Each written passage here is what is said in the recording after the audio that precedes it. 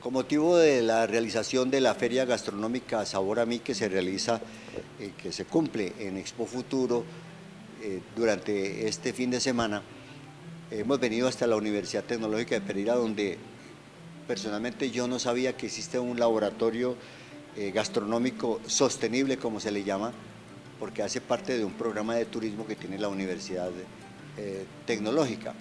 Y hemos visto aquí un laboratorio espectacular, una cocina enorme y dirigiendo este proceso Natalia Giraldo, a quien agradecemos que nos permita, porque sabemos que conoce la Feria Gastronómica Sabor a Mí.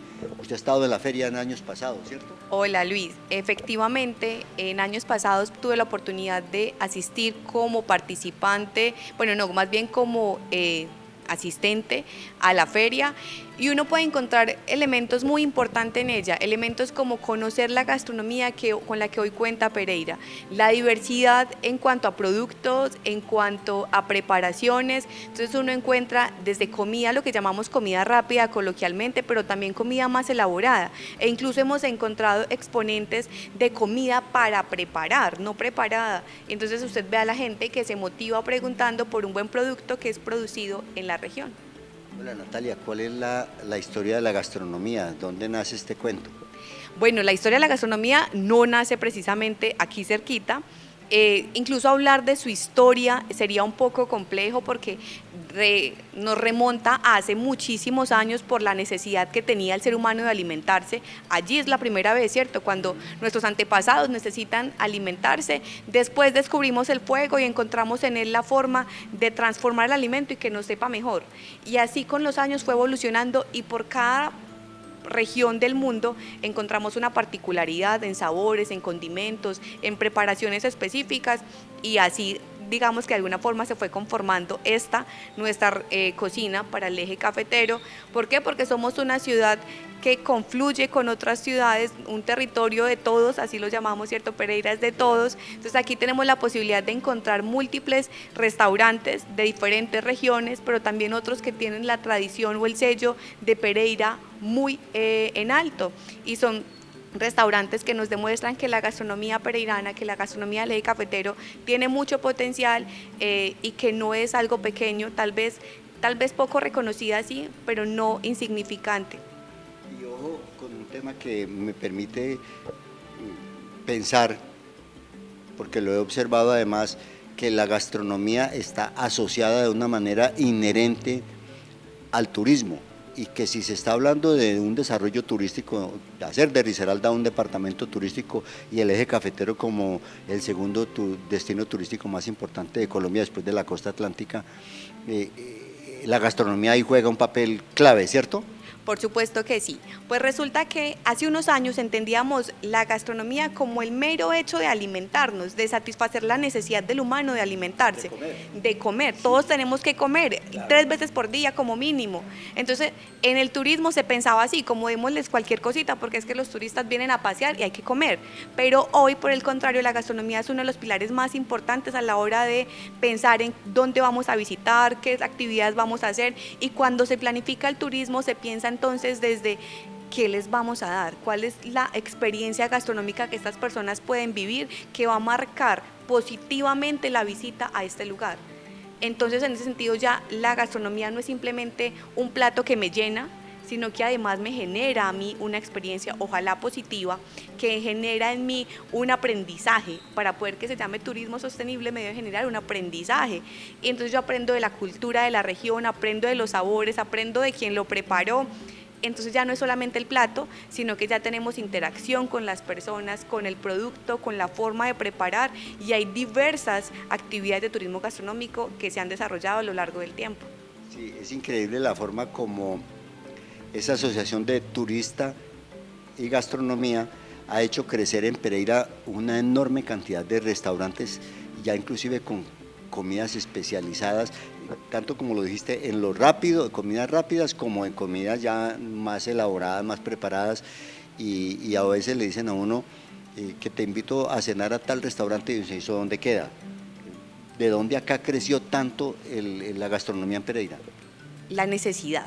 Yo creo que lo crea es la necesidad de atender cada vez un público más demandante, un público cada vez más motivado por conocer diferentes platos, pero también por tener diferentes experiencias gastronómicas.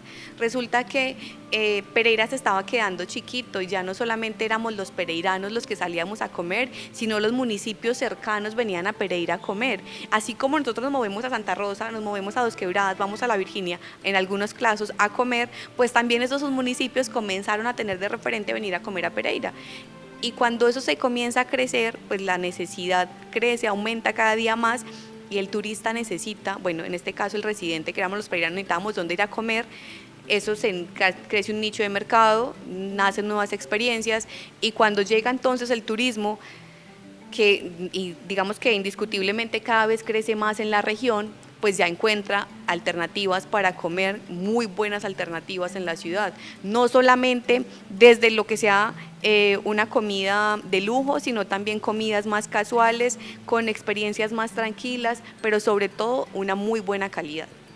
Ahora que estás hablando de las experiencias gastronómicas, se me ocurre que sin querer queriendo en Risaralda estamos creando unos nichos específicos, como por ejemplo el chorizo Santa Rosa de Cabal, la gallina tapada, es que se llama en Napía o algo así, pero gallina enterrada.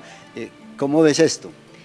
Pues a mí lo que me parece más importante es que los pereiranos bueno, en general los risaraldenses nos apropiemos de lo nuestro, que reconozcamos lo propio, porque así en algunas regiones es como se ha implementado la famosa cocina de autor o la cocina tradicional, o se ha hecho reconocida la cocina en ciertos lugares, porque los propios comienzan a apropiarse de sus tradiciones, de sus recetas y de su comida. Entonces cuando me vienen a preguntar a mí, ¿qué hay para comer en Pereira? Pero si mi respuesta es, no, nada, pues ahí comenzamos perdiendo, ¿cierto? Si por el contrario, desde mi casa yo le enseño a mi hijo, a mi sobrino y así sucesivamente comenzamos a hablar de la cocina tradicional y hablamos de que tenemos chorizo santarrosano, tenemos gallina enterrada, tenemos nalgas de ángel en Quinchía, tenemos tamales de todo tipo, que aquí comemos empanadas, que comemos arepa en cada esquina, que hay que volverle a dar valor a esa arepa de la abuela.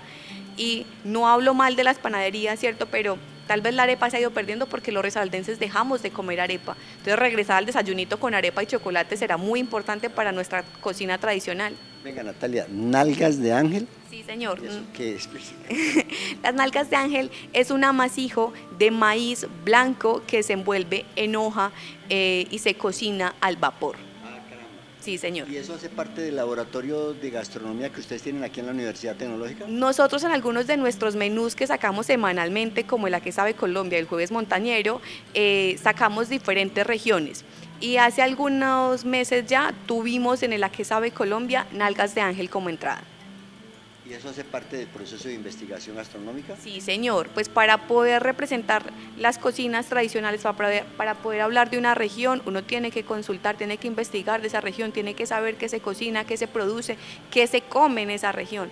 Es un trabajo investigativo previo para después usted proponer un menú que tenga lugar en esos territorios. Así como usted, que se ha vuelto una persona experta, a pesar de su enorme juventud, en materia gastronómica, ¿hay también gente que se ha dedicado a eso últimamente en Pereira? Sí, señor. En esta universidad tenemos varias personas, ¿cierto? Usted hoy se refiere a mí porque no tenemos más integrantes del equipo el día de hoy, pero con nosotros está Brian Becerra, él es un estudiante, es el líder de cocina, yo realmente soy la coordinadora del ejercicio de catering, él hoy no nos puede acompañar por motivos de salud, pero él a partir del ejercicio académico desarrolló una apuesta, digamos que es una apuesta personal, se llama Contradicción. Contradicción es un ejercicio donde él investiga las cocinas tradicionales, hace documentales y a su vez hace menús de degustación basado en los territorios. Vamos a hablar con Brian en una próxima oportunidad. Esperamos que Para cerrar esta historia de la gastronomía aquí en la Universidad Tecnológica de Pereira, quiero que me digas si esto está asociado a la importancia que ha venido adquiriendo la Feria Sabor a Mí. Pues yo creo que la gastronomía en general de toda nuestra región tiene que ver con la importancia de la feria. Quien pereirano que no reconozca la feria como importante, pues tal vez le está faltando un poquito de P en el pereirano, ¿cierto? Porque resulta que si yo quiero conocer, quiero saber qué voy a comer, pues vayamos a la feria, reconozcamos lo que hay, reconozcamos la importancia, amemos lo nuestro y básicamente consumamos lo propio. O sea, usted va a ir a la feria. Por supuesto, yo acompañada de mi familia. Muy bien. Gracias, Natalia, por acompañarnos en el desarrollo de esta historia sobre la Feria Gastronómica Sabor a Mí que realiza la Cámara de Comercio de Pereira en Expo Futuro durante los días 29, 30 y 31 de este mes de mayo.